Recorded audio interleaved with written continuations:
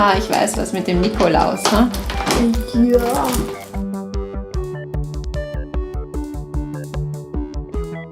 Est-ce que votre prénom a une histoire?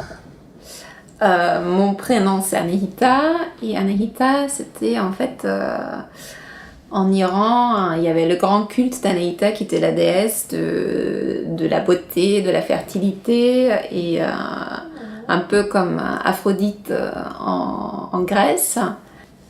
Et moi je m'appelle Cyril et donc mon père étant breton d'origine et ma mère russe d'origine, étant le premier enfant de la famille, c'est ma mère qui a eu le choix du prénom et qui a donc choisi un prénom russe. Est-ce que quelqu'un dans notre famille a connu la guerre? Toi? Bon, moi je connaissais, oui je connaissais la guerre en fait. On est parti d'Iran parce que à 1979, il y avait la révolution en Iran et en fait ils voulaient une république islamique avec, ça veut dire en fait c'est la religion qui est important en fait dans ce gouvernement. C'est à ce moment-là en fait que mes parents ont quitté le pays. En fait on était d'ailleurs en vacances d'été en Autriche et mon papa, il est venu nous chercher comme tous les étés et en fait c'est quand il est venu à Graz, en fait en Autriche, que ma famille en Iran nous a appelés et ils se sont dit bon ne revenez pas pour l'instant, attendez, c'est vraiment la situation, elle est très très difficile et finalement on n'est jamais y retourné en fait et on est resté en Autriche. Et aussi en fait on était en Iran quand j'étais enceinte de toi. Et c'est à ce moment-là qu'on était au Kurdistan, on a vu la fresque de Darius et pour nous c'était sûr que tu vas t'appeler Darius à ce moment-là. Ici c'est Nowruz, c'est le nouvel an iranien qui est le 21 mars, qui se fête le 21 mars. On met les symboles pour accueillir le nouvel an et le printemps.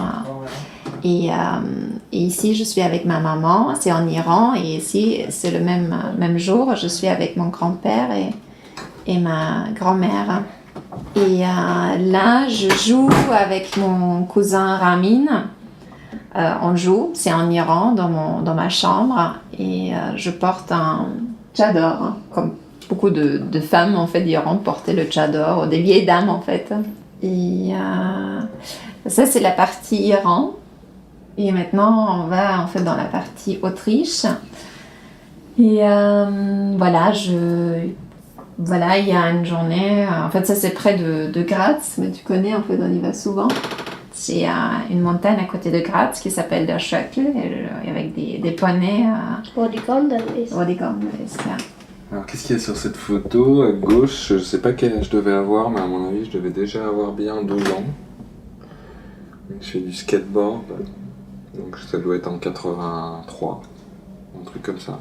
Tout à l'heure, tu voulais savoir d'où venaient nos parents et nos grands-parents. Donc moi, ma grand-mère, elle a quitté la Russie quand elle était jeune, suite à la révolution russe, dans les années 1917-1918.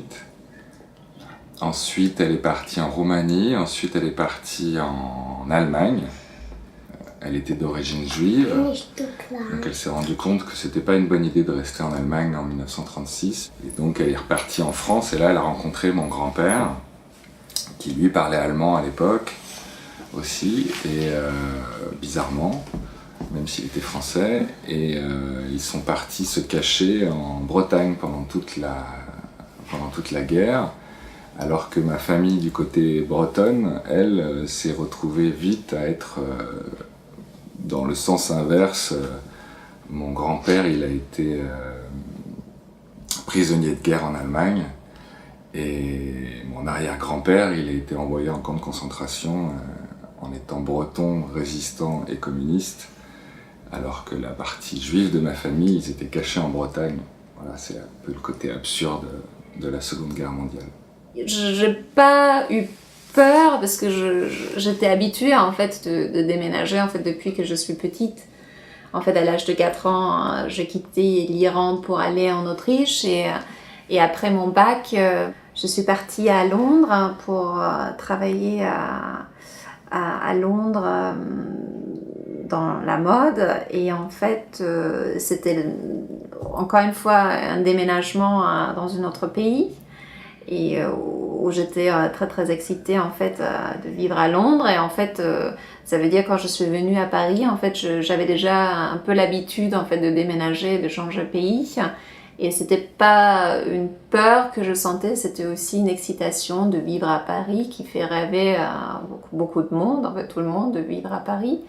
Et je me souviens quand je suis arrivée à Gare du Nord à Paris, j'ai pris les taxis en fait pour aller voir un ami où j'habitais pendant un mois. Et en fait, quand je pris le taxi, le conducteur de taxi, il m'a dit « Bon, bienvenue à Paris, vous verrez, Paris c'est comme une femme, elle est belle mais capricieuse ».